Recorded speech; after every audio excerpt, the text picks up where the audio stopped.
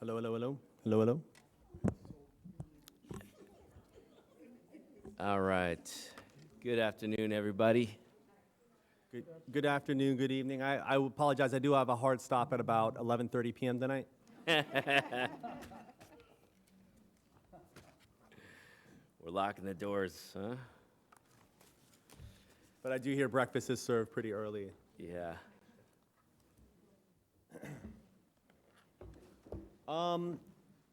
So All right. I wanted to. That is the wildest alarm. I love it. I'm going to do that for my Got an coworkers later. agenda going around. You may have gotten it. Yeah, you got it, all right. Well, good afternoon, everybody, and thanks for being here. I think I'd like to start just with a real quick round of introductions so everybody knows.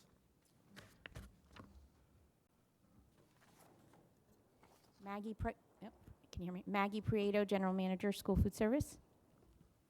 Allison Momblo, Director of School Food Service. MJ Steele, Director, Department of Early Childhood. Joseph Sanchez, COO. Mark Mitchell, Director HR. Tim Kubrick, Labor Relations. Heather Frederick, Chief Financial Officer. Erica Rieger, Chief of Human Resources.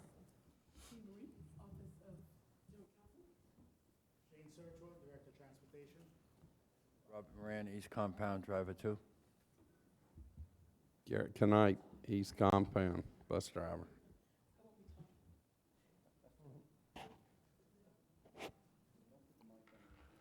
Good afternoon, everyone. I'm Carrie Alderman, bus driver 2, East Facility. Good afternoon. I'm Rhonda Miller from South Facility, bus driver. Cassandra Jones. I'm sorry. Cassandra Joseph, bus driver, Royal Palm Compound. Julia Reddick, Safety and Training Compliance, Central Facility. Doris Motley, Maintenance. Tamika Berry, ECP. Ronald Laporte, SEIU. Joseph Brenner, Staff Negotiator, SEIU, Florida Public Services Union. All right, thank you again. So in the last session, we did share our proposal. We did not have a counter at that time, so I think that's where we'll get started in allowing you to share your counter proposal.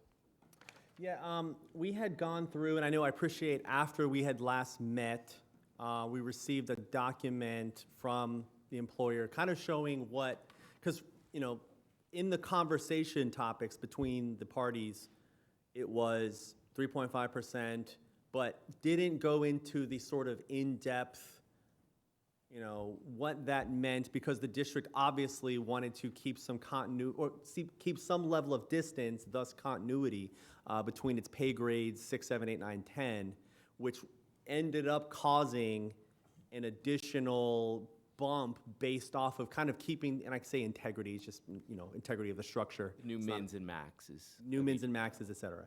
So we had kind of done a sort of rough, I appreciate that we received that from the administration, showing, and I know it's a bear to do with a group of 200 people, so obviously with like 6,000, it's a heck of a lot, harder, to show my folks of what that meant for each of their classifications within that structure. And, we've had lots and lots of dialogue.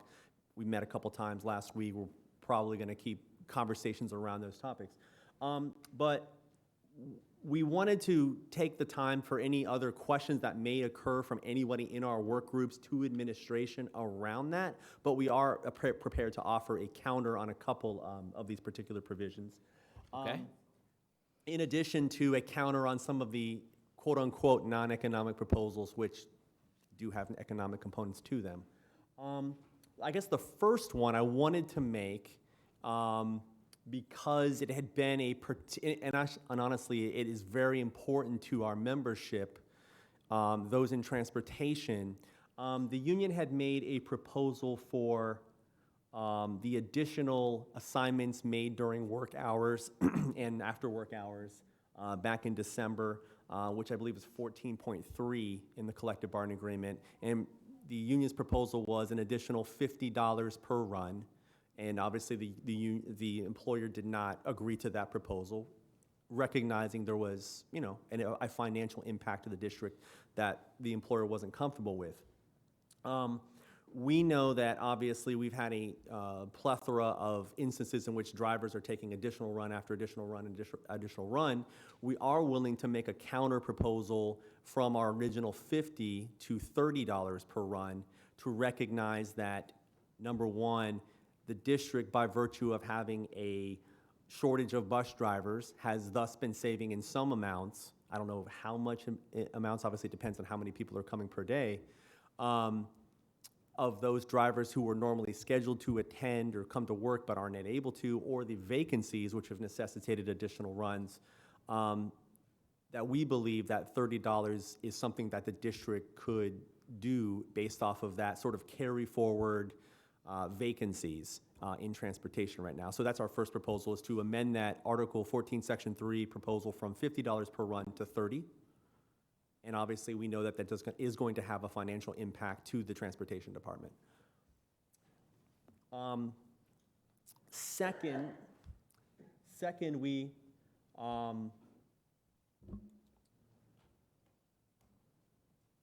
wanted to extend, here's the difficulty we know, and we know that the district made a proposal for full-time employees, thus who are over $30 per hour, regularly scheduled, will receive $1,500 of one-time payment. That would be everybody in our unit over 30 or more hours, and then anybody who's scheduled less than 30 hours, which we know is not nearly as many employees. I would probably say less than 15% of the total employee population.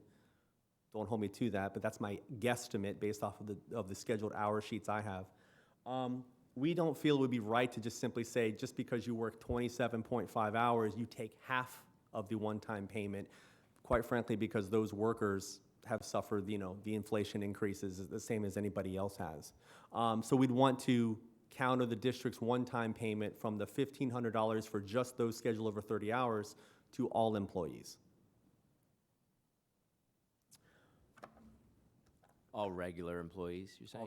All employees covered by the collective bargaining agreement. Obviously, temps would not necessarily be included.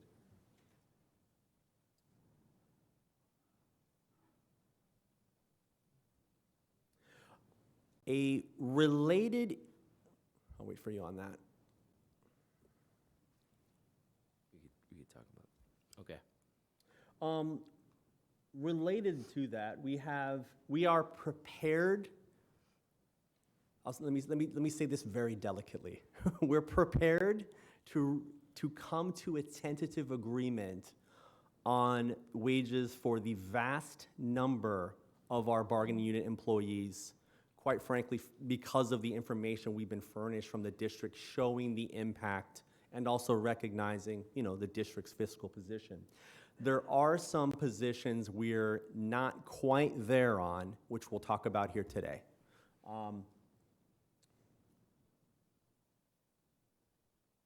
And that's a teaser for those who are not, those who go to movies.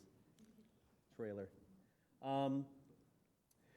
I do want to highlight, we do have some outstanding language that we've proposed to the employer, and the employer has proposed back some of that, language that has been doable and agreeable from the district. There are some additional items that I don't have new language on, other than the Article 14, Section 3 we just talked about, the amendment of the 50 to the 30. But there are some significant ones that pertain to specifically transportation. We do have a hazardous duty pay provision, which we talked about. The overtime, there's a couple different overtime provisions. We'd put forth the second one, which was on March the 8th, around giving notice in the regular unit, Article 11, Section 2, that gave access to overtime for which an employee was qualified for. They could accept if it had already been declined by everybody else who would normally be offered that. And we haven't reached an agreement on that. We'll talk more about it. There's also some language on union dues in Article 5, Section 6, which I know we had brought up but not reached agreement on. That was a cleanup on our end. It's going to warrant some discussion. And quite frankly, that's because this is more of a historic, what was good in 1984 on union dues might not be good in 2022. Then I mentioned hazardous duty, I mentioned overtime. Another one in Article 14.1B, which was provisions for bidding on school bus routes for our bus attendants. And you've seen the proposal, but what we know in talking to our attendants in our transportation department is that some compounds have basically corrected the issue, self-corrected. Maybe it's a component due to COVID that is being brought back into normalcy. But I also know, and I'll say that if it's being corrected, that's a good thing. That demonstrates that it's a living space agreeable to both parties. But I do know that some of the language, which in our eyes, how we've kind of talked about on our end, preserves the sanctity of the seniority for bus attendants, meaning a bus attendant who has seniority and bids on his or her shift basically doesn't have to re-up or upend his or her life because of the driver's different now all of a sudden.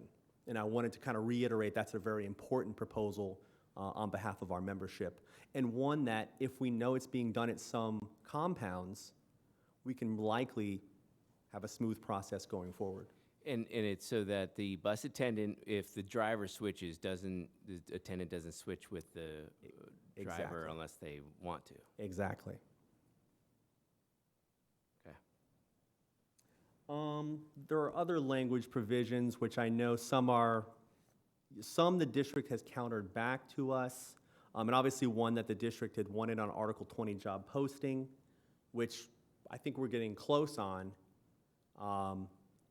There is one on Article 20 in a couple of the contracts, and then Article 24, I believe it's in the supervisory, around quarantine leave, which, having looked at this contract 1,000 times before COVID, I never gave a passing thought out, but obviously seeing it after we go through a global pandemic has an enhanced meaning, which is obviously something the district has with the PBCTA.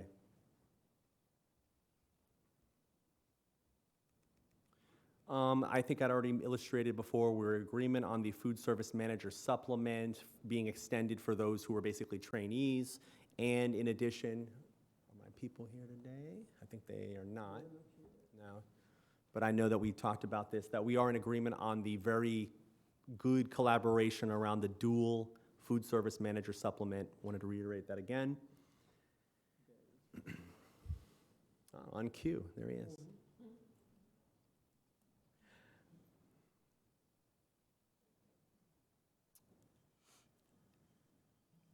And I did want to bring up something because there has been an interest from one of our groups currently not getting equalized pay to go to an equalized pay system, which would be the paraprofessionals. Right now, they're not doing equalized, and there is an interest. So what I wanted to kind of flush out in this meeting was to figure out, number one, capability-wise, how much of if we decide to go that route based off of the conversations we've had with some of our paraprofessionals, how easy or hard is it to go to an equalized pay system from the current system that paras are paid by? Because it's been a point worth exploring on our end.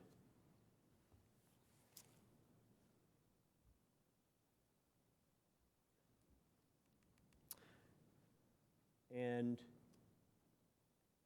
now going to a couple of the sort of amendments the counters which I've teased earlier.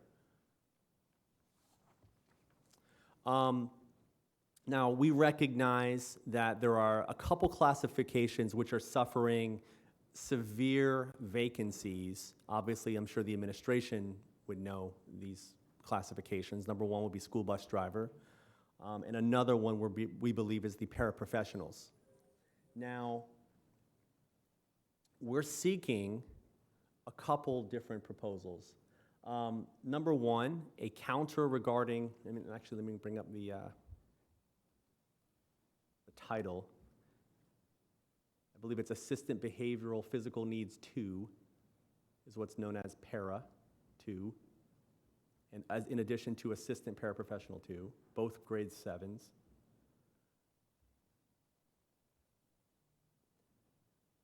That in addition to the proposal from the district, the union seeks to bring those classifications up to $17 an hour for anybody who by virtue of not receiving the raise from the grade move up to 15 or more would go to 17 an hour.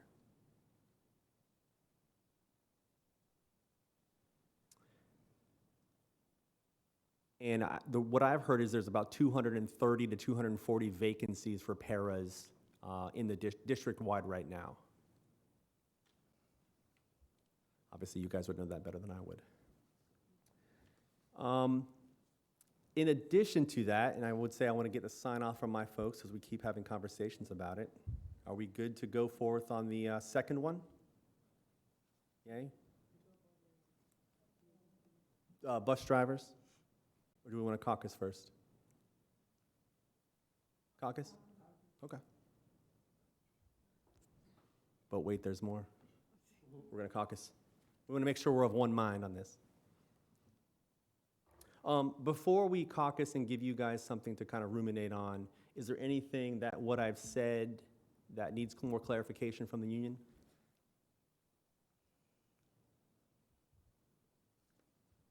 I had a question about the equalized pay for paraprofessionals. Are you implying to go to 26 pays? Yes, I believe they're at 22 right now. Okay. Yeah, that was the easiest way to say it. I made it all complicated.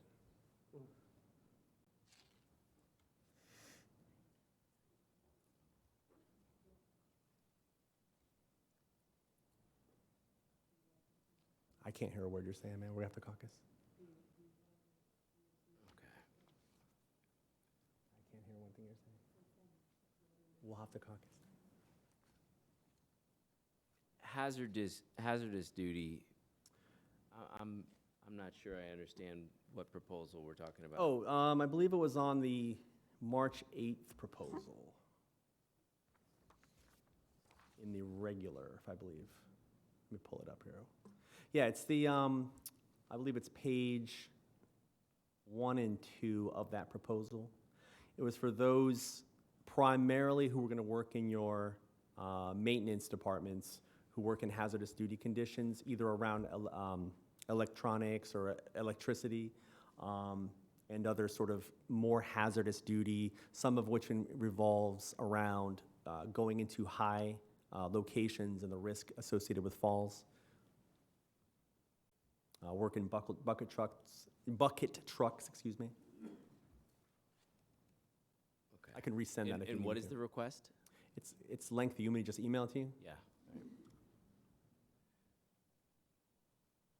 Well, it's 25 cents, and then for those in bucket lifts over 6 feet, 125, but I'll forward it to you as well.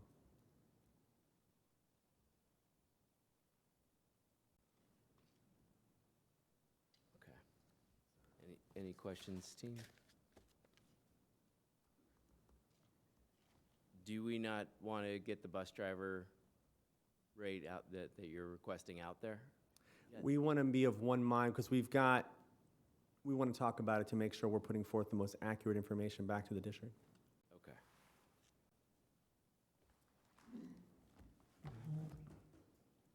I'm firing that March 8th proposal back to you.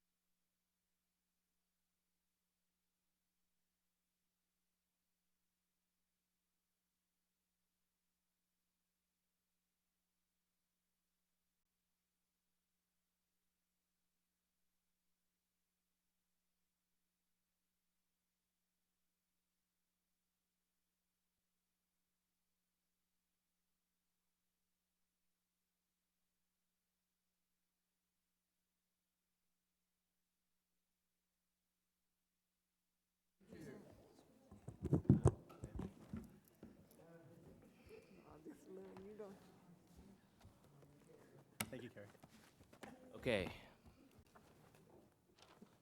Thank you. All right. Do you want to present the bus driver rate? Yes. Okay.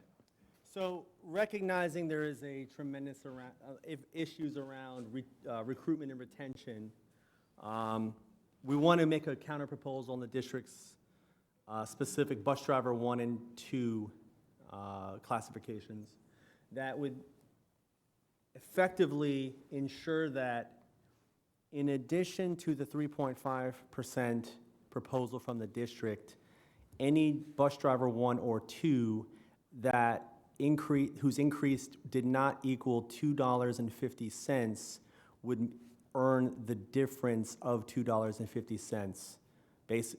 Effectively, if 3.5 took me from 1508 to 1560, I'd get the additional 190 to make it a 2.50 or $2.50 increase.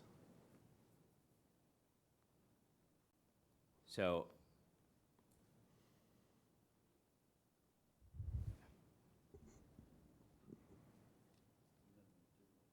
right, yeah, it really, would it always be $2.50 then? Well, yeah. Right.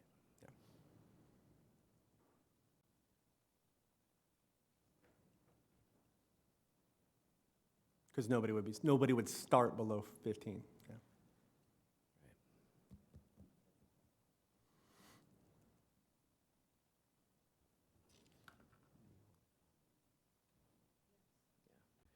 Okay, we'd like to caucus on that. And Okay. Can we have the room? Yeah. Yes, sir.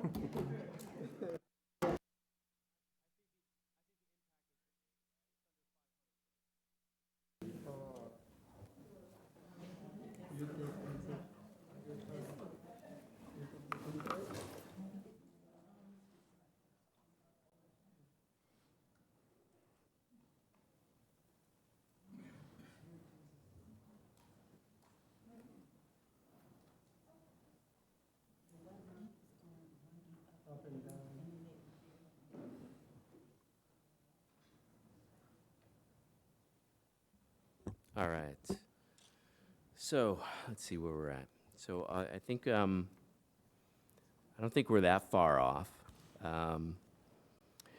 We'll start with bus drivers.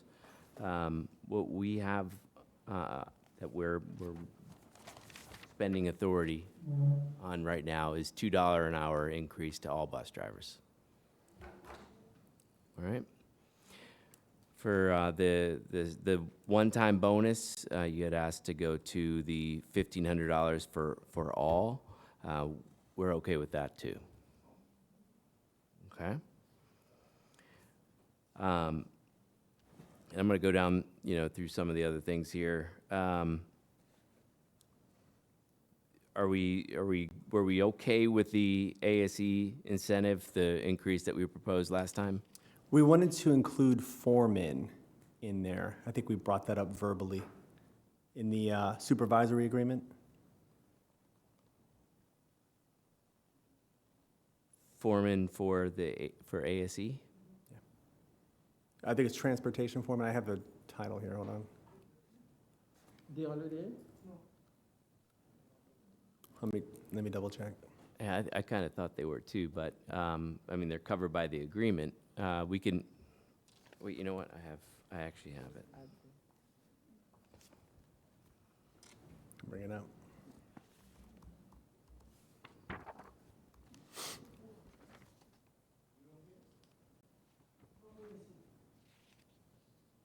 Oh, we have one in the room, yeah.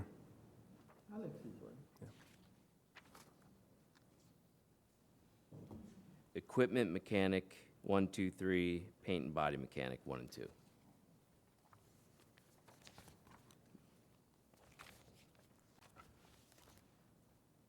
Yeah, and those are going to be in the regular agreement. Okay.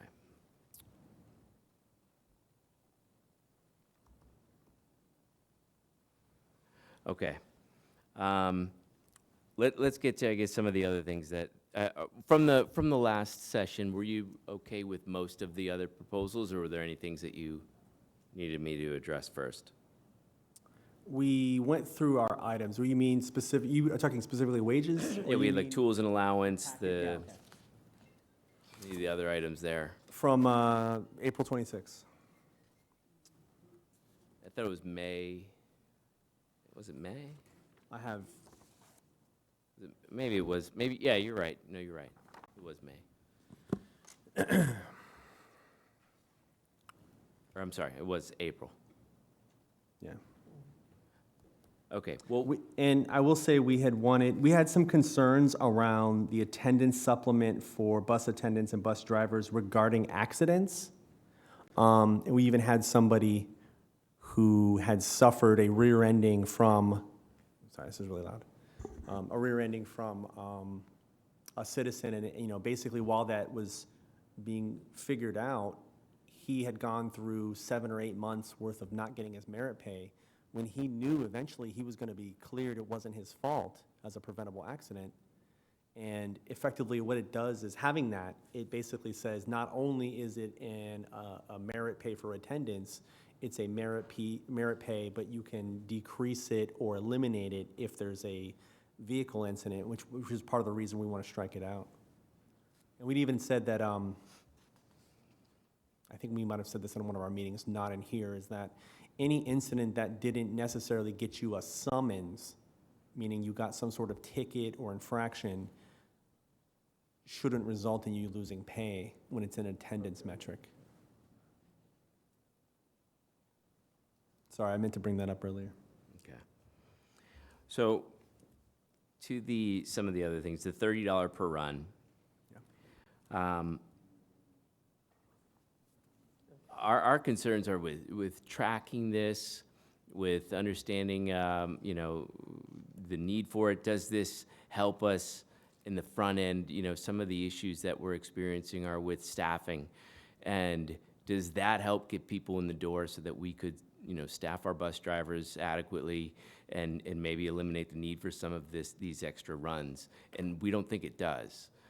Because it's, well, maybe you can get this, if you do these extra runs, but, your hourly rate increase that we were proposing to the minimum of $17.08, which puts us above Martin County, puts us above Broward County, that gets people in the door, in our opinion. We're willing to look at the extra runs, to sit down together and decide if is there something we can do? Is there something that makes sense? But we're not ready today to agree on that, on any rate. We would have to work, together like a study group to really dive deeper into this to determine, what we can do, what's necessary. And without, getting attacked from my own committee, I'm not willing to pull the proposal, but I want, if there's going to be if both parties recognize, the union's position is, we're pretty sure that adding a component per additional run is going to basically get people to say, I'll take it, I want to take it, I would love to take it, because there's an economic component to it for those who are able to. If you've got other commitments during the day or after work, obviously you can't. But for those who are right now the ones who are doing all of these additional runs and wearing themselves thin, there's no additional compensation other than simply staying clocked in. I'm not at a point where I'm willing to pull the proposal, and if we were to be agreeable to not include it, we'd want to have a timeline of when the parties can discuss and which parameters accordingly. But I want to talk about it with my folks on a caucus. Okay. For hazard pay, that's something, again, a lot of these things when we caucused were, let's take a look at it and try to figure it out. We're just not ready today to say, yes, we'll increase that, but are we ready to look at these positions and see if there are certain ones that we would consider the increase for? Yes, we would. Okay. But as of right now, status quo. For the overtime piece, from our discussions, this is already happening. I'm not really sure why we would need to add it in language, though, if it could be managed, so. That's Um, the, Assigning overtime to some, if it's declined, yep. right? Overtime Do you have offers. examples where this isn't happening? What we've heard, and obviously on my committee, those who this has happened to you or happened to people you know at the shops speak up, but what I'd heard is that you have ready, willing, and able, a good example is painting, right? That folks who are, can lift their arm over their head and carry enough and do the basic things of a painter, but they don't meet the qualifications of painter. And we recognize that we don't want to pull the painter's overtime opportunity from him or her, right? Right. They want it, great, it's theirs. However, if they decline it, then anybody else who meets the minimum quals can do that. What we've heard is that there are management, there are members of management who are, I can't offer it to you at all because it's only assigned to that classification. When, and I'll say this is a difficult one for me as the union because we want to uphold the seniority Right. rights and overtime rights in that classification. But if somebody says, I don't want it, by all means, let it go to the next person who does want it. So I know folks had talked about it. Yeah, in our discussions, it's not as though we had an issue with it, we just believe it was already happening. We'll caucus and talk about it on our end too.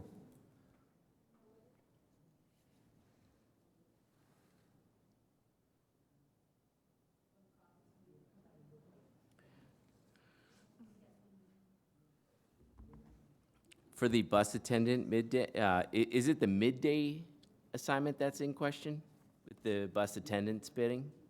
Mid-in activities, to my knowledge, yeah. Okay. Is there any other provision that, it's not field trips or anything that's occurring on, right? So in speaking with the team, we could, we're happy to look into this further and see if there's something we could do to resolve it. And maybe we can do so through an MOU or something like that, but we're not really sure. We don't have enough, I guess, to make a decision on making an agreement right now on that. Well, an MOU is really just a side letter of a contract, but obviously, I guess the question I have is, in your dialogue on your team, and obviously you're not going to have to tell me this, but we would expect that you know how it's being done at some compounds where it's clearly working and would just expand that to every compound and codify it. That's what we're looking Well, for. I think what we'd have to look at is it really working, right? What is working and what isn't working, and then try to come up with, if we are going to say that this is the process we want to follow, make sure it is working across the board. Well, this is something that we've been doing over the past couple of years, and we haven't had a problem with it. No, we're Sorry? talking about bus attendants. Okay, we like I said, we're not necessarily opposed to it. We're just looking, if we are going to agree to something, I guess what the team would like is to. Can I explain to you more? Sure. Okay. Let's just say, like, I can use myself for example.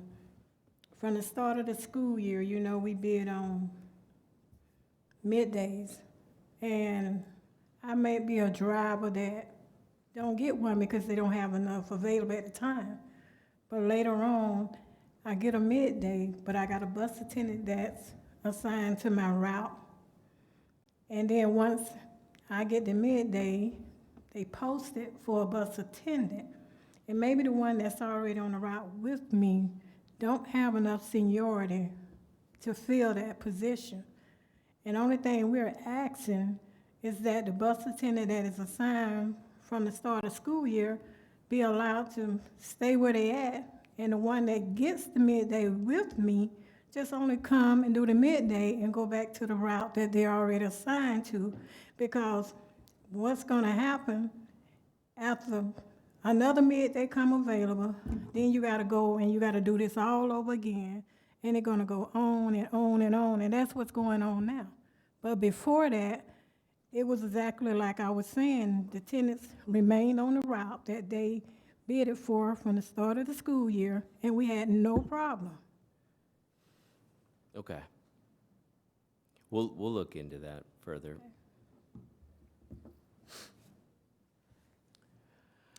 All right. COVID leave, we'd opt for status quo on that. Equalized pay for paraprofessionals. You mean quarantine? I'm sorry.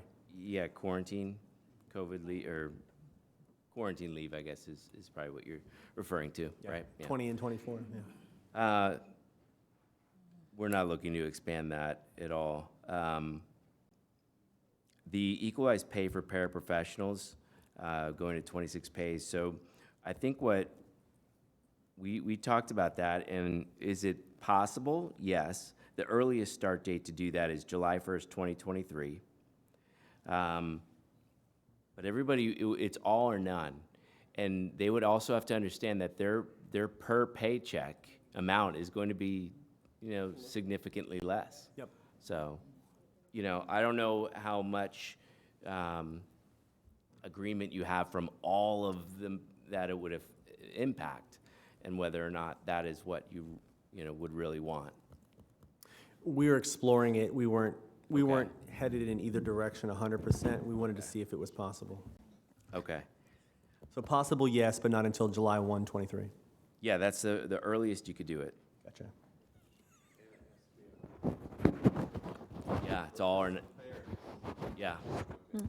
Well, actually, quick question on that. Would it be job classification or the entire collective bargaining agreement? Like meaning, you mean job classifications, correct? Job classification, we could break it out by job classification. Gotcha. Thanks. And then on the, back to the para, the assistant behavioral physical needs 2 and para 2s, increasing to $17 per hour was not something we'd be able to do.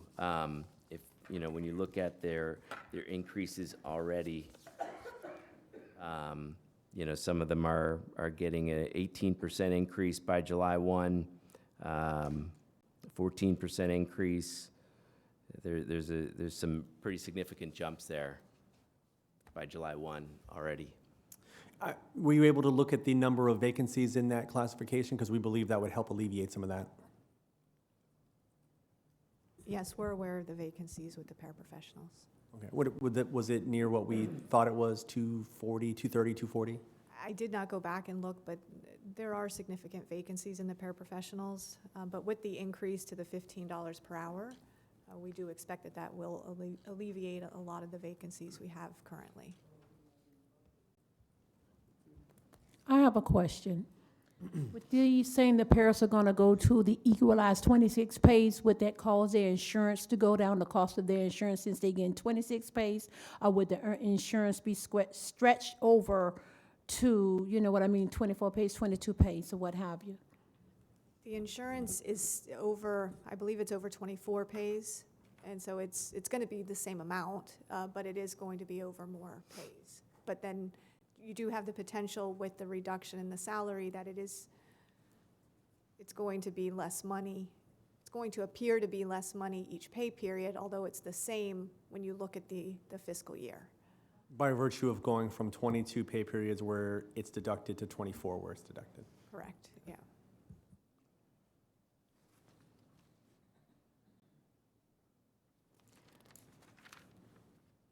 So I think that's all the pieces that came up. From our point, we do think that this is a pretty aggressive proposal, and I think it accomplishes a significant amount of issues that we have with pay and things like that. And we just have to also recognize that we can't accomplish everything in 1 year. And Think big, Tim. Think big. what's that? I said, think big, Tim. I hear. I think we did. I think we are. We're trying. But we definitely agree to work collaboratively over the next year or in these coming months to look at the market rates, understand what positions are lower than what they should be, concerns by the business units to see where do we need to increase, and then maybe heading into the next bargaining session, be prepared with that up front, so it's, know what we're targeting and what is critical to increase. So, again, we definitely, by all means, agree to work with you on that ahead of next bargaining cycle, but for what we have here today, this is really where we've reached our max spending authority. Okay, we're going to want to caucus on our end as well. I understand. All right. Can we have the room this time? Yes.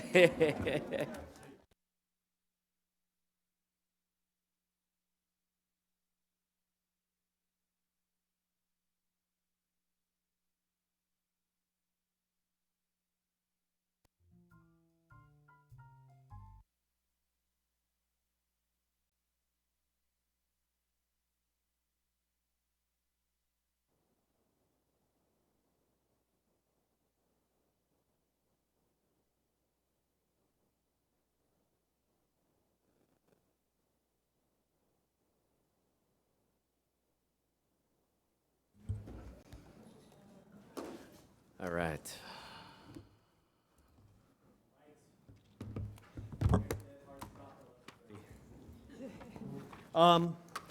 Thanks for being patient. Here is the union's counter proposal. We've heard everything the district has said here today. We appreciate, obviously, the movement on many of these items. We know that you've stated you've exceeded your authority on the transportation. Not exceeded, but met. Met your authority. Well, we would like you to exceed your authority by a slight amount. And obviously, that might have a conversation that not be able to happen today. The union's willing to withdraw every proposal except what we've already talked about where the parties meet on, right?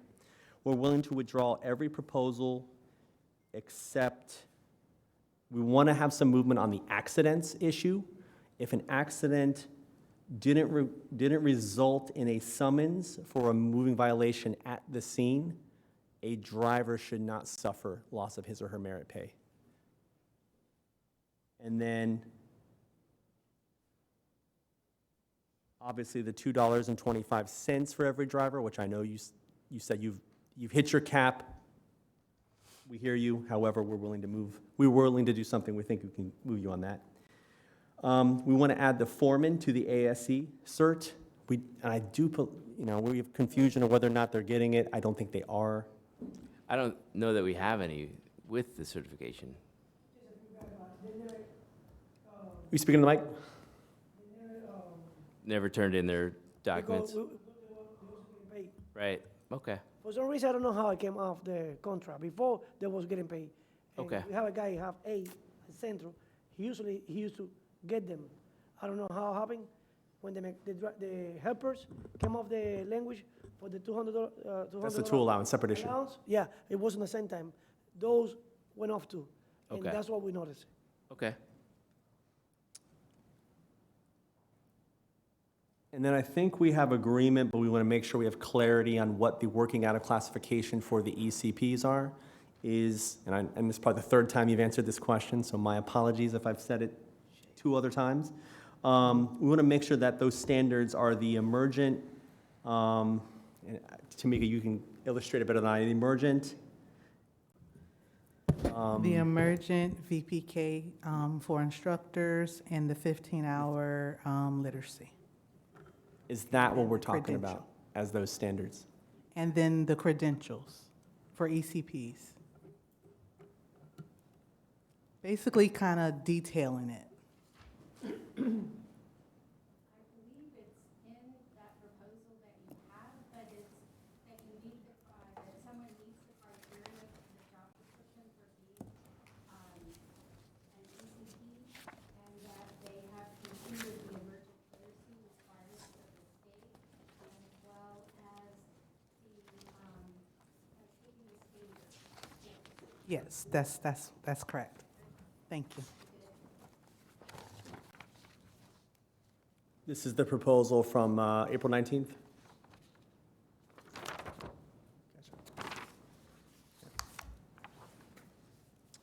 And then we would want to reopen next year.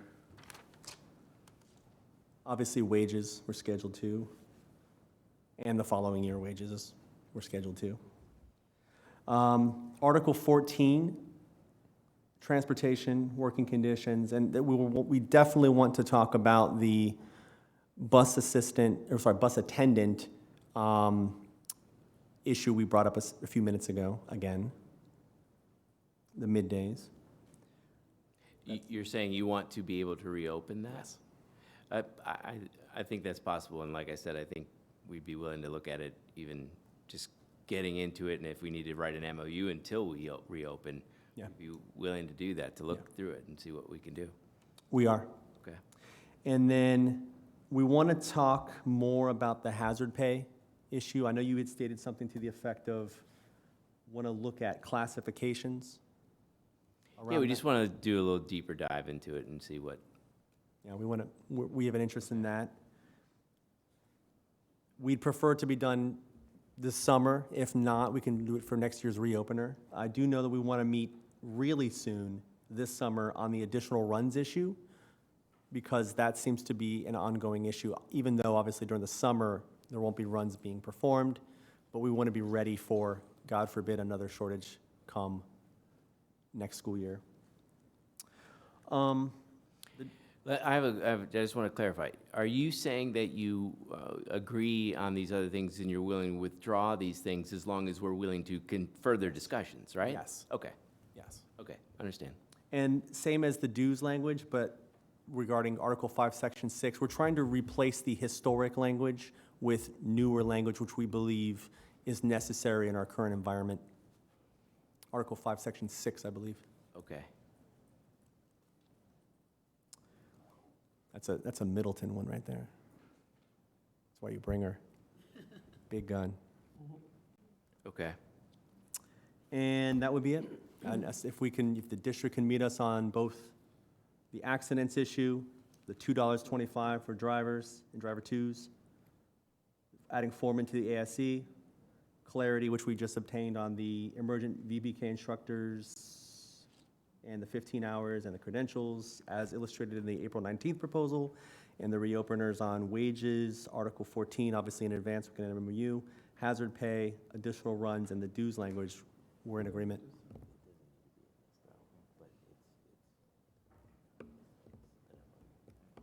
Sorry. Oh. Sorry, say that again? Sanchez over here wrecking everything.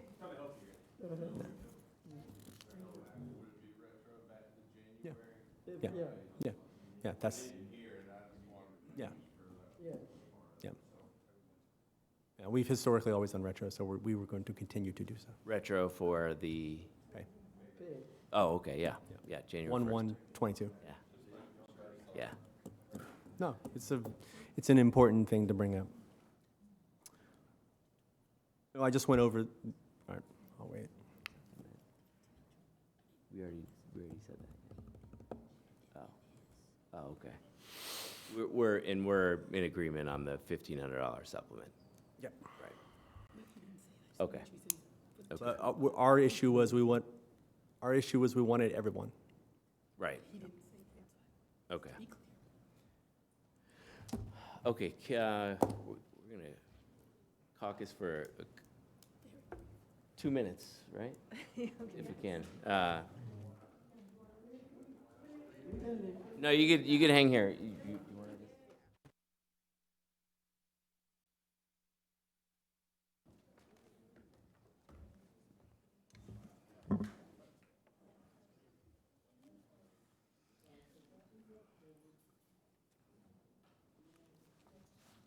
Okay.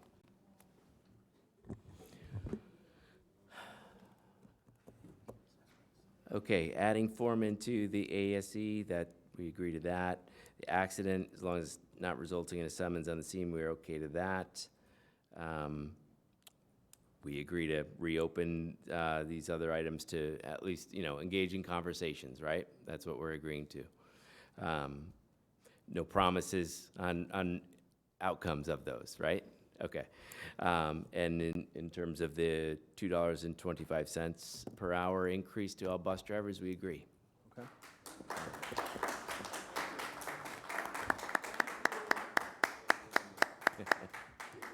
We got some dances over here.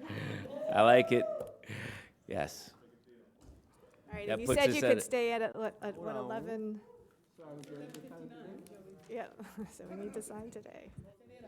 So I can make some notes here to type it up, write it up, we'll initial it, and then I'll get official ones over to you maybe tomorrow, I guess, right? Cool. Because we've had some significant changes, I think, to, Yeah. the agreements. Sound good? Sounds good. Okay. I don't want to hold everybody else up, though, I think, right? Let them go home, have their dinner. Y'all got, hot dates, I get it. All right. Well, thank you. Thank you, everybody here, and appreciate it, and have a good night.